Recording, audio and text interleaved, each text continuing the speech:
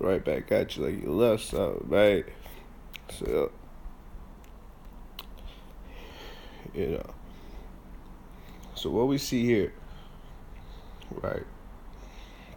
Let me turn this around. So each one of these staircases that you see here, uh, when we look at the 13 and its significance in a calendar is in its reference of weeks. Right? When we look at 13 and 91, the 91 days in between each season. So as you see here at this monument, if you started from September, and what I mean by September, let me show you. If you started from September, from when the beginning, when this, which is the spring equinox, which occurs with this alignment of this balance of the celestial heavens. 91 days, each day going up just one stair until the 91st day, you would begin the new season. So if we did that for all of fall, and then turn around and took another 91 steps for the winter, this is how this monument here, in this format of this cross, this ancient pattern, this ancient sign. We look at the sign of Jonas, the sign of 3 days and 3 nights, pi, the significance of knowing the circumference of a circle, and the calculations. So when we look here at how the seasons and the times were aligned from these equinoxes on these monuments here, it's because of their location.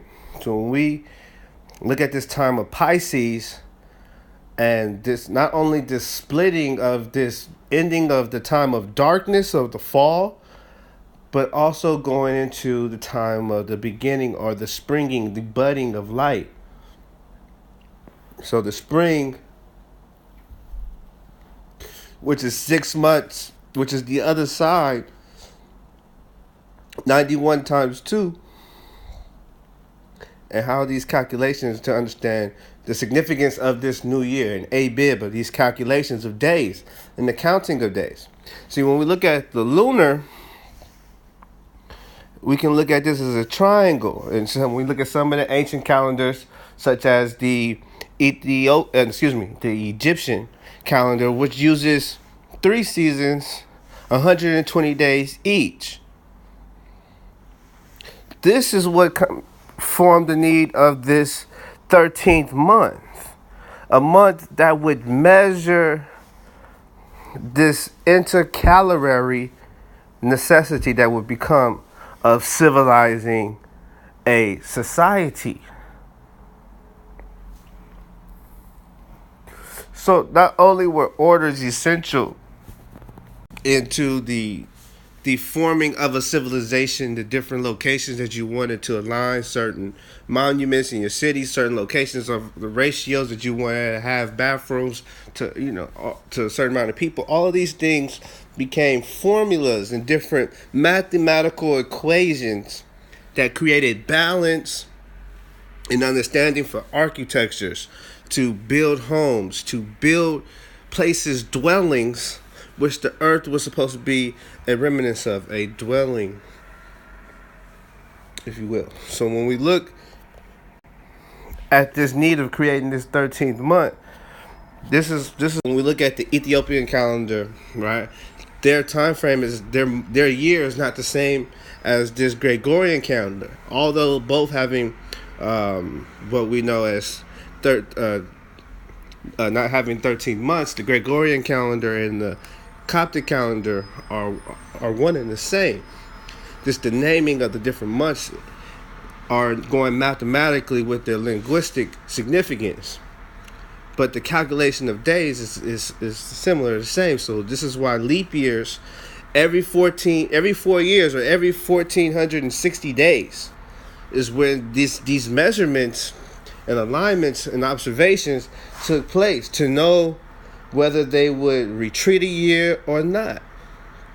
These things had to be calculated. So when we look at these ancient civilizations and this need of, when forming a civilization and forming certain orders, the lunar, which is 12 months of 30 days, versus the different solar months, which, for one, when you look at the 13 weeks of 4 seasons of 13 weeks, 91 days, to represent the different topological significance for agriculture. So the Americas held an advantage in regards to agriculture because of location and the sun, and being a landmass connected to all the way to the peakest point of the center, all the way to the most extremity down into South America. This landmass was connected. So when these ancient travelers began their navigations and they began travels, the significance of pi and mathematics and the measures of the heavens and the hemisphere 180 degrees, that hump, that mound significance, when you look at the mound and the hump, the womb of the earth, and to dwell within the earth, to dwell within the dwelling, and how they form tents and how they form their locations, even within the significance of the Hebrew language, all of these things provide a function and a purpose of understanding that are based upon things that everyone can observe. So when we look at pi and we look at the significance of 3 days and 3 nights, the sign of Jonas and the whale, and these calculations, and why on the 4th day the sun and these great luminaries existed. Well, the formation of the earth and the formation of the land wasn't formed until the 3rd day. So then on the 4th day you have the ability to observe these luminaries go throughout an annual procession of days to start to calculate time.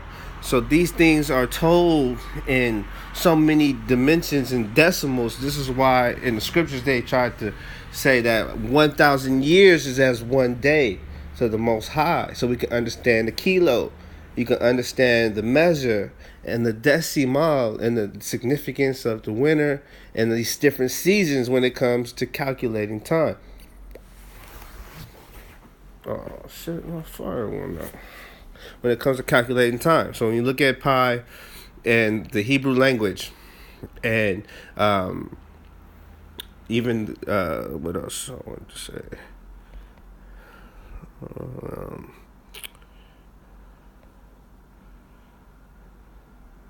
Sound, because sound and the formation of the earth, you know what I'm saying? It was light when the earth was without form and void. It was the sound of light that formed. So sound waves in the different time frames and procession, all of these things had to be identified and signified within language to explain creation and explain the formation. So every position within a hemisphere had to be formulated or calculated.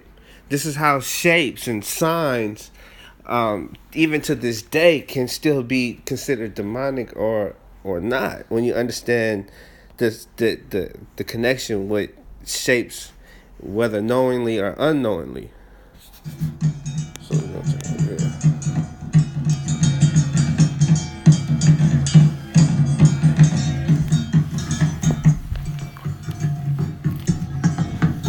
So when you look at the fish and the Dagon and the former and the creation and the sound, the beat, the drums, and the early priesthood, prehistoric priesthood,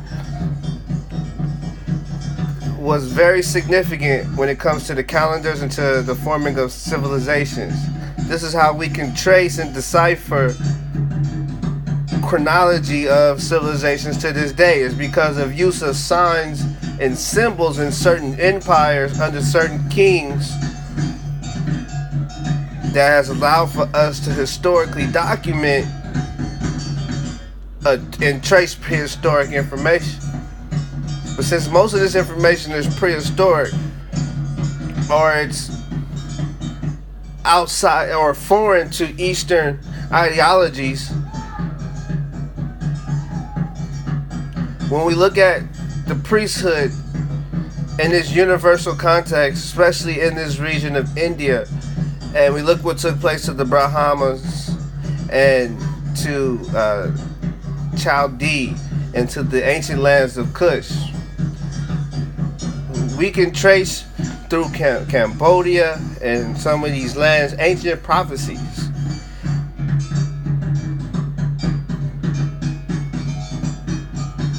Ultimately, the exploitation of the earth has taken precedent over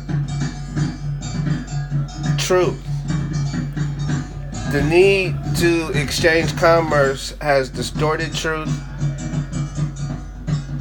to where spiritual practices are now acquired through purchase or through finances. When these things are not commercial, these things cannot be part of commerce. One spiritual path or journey in this earth is intended for one to come with peace, with the thought of never dying, but understanding death and judgment, karma. So these times of the winter were made one really reflect and repent. So when you look at these lands of Asia and these different lands here, you find a lot of sanctuaries and a lot of places where prayer, also where we find the worship, a lot of groves and what have you, and meditation locations. This location was completely on the other side of the hemisphere for the Asiatics. So when we look at the term Asiatics, the Amu people, these ancient, what some will call the Hyksos people. What's up, Essence? My bad. You had asked a question, and I didn't even get to see that you had asked a question until I wasn't scrolling down my shit so I can respond or whatever. But now, I can see I got my shit right. But I was talking about how these Asiatics, right? The Amu people and signs and symbols and astrology, mathematics, algebra. When we talk about, a lot of people talk about algorithms. Like, all of these things are formulas, can be formulated into formulas, into showing a pattern or showing a significance. You know what I'm saying? Like, this information is so basic, but it's made complex because we don't use it to empower ourselves. When our spirituality was a form of commerce, it was a form of how we empowered ourselves and enriched the earth and empower others. You know what I'm saying? So, what were we talking about? You was talking about earlier about the 13 months, right? And I was explaining that when they made an intercalary calendar, they made this 13-month, but I believe the Ethiopians call it a month of sunshine, right? Because in this 13th month is they every 4 years or every 1460 days they have to take into accalculation. This is why we do the leap year and there's different things with the calendar now, right? Because it was only 360 days for this lunar and some change. It's like 365 for a whole and some other change for the solar. So when they made this in the calendar to fit them both, this is why in our 12-month Gregorian calendar, they have 30 and 31 days. Right? See, the lunar calendar is 12 months, 30 months. You know what I'm saying? So this, in order when they calculated it, this is why we have the leap year, and this is why the Ethiopians calendar to this day year doesn't match ours.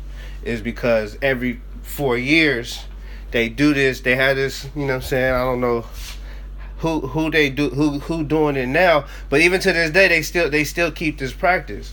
You know what I'm saying? In Ethiopia, you know what I'm saying? When you look at the Coptic calendar and the Egyptian calendar, you had like 120 days, 3 seasons and 3 seasons, right? For 120 days. I was just showing how when they made this in the calendar, how this 13 month got put together. So to combine the solar with the lunar, and to balance the remainder beyond the 360 days that was outlined under the lunar calendar, the 13th month was to measure this time period. Sometimes this month could be 5 to 6 days, depending on the different measures. How they measured it, you know, I really don't know. But supposedly, they measured it every 4 years, every 1460 days.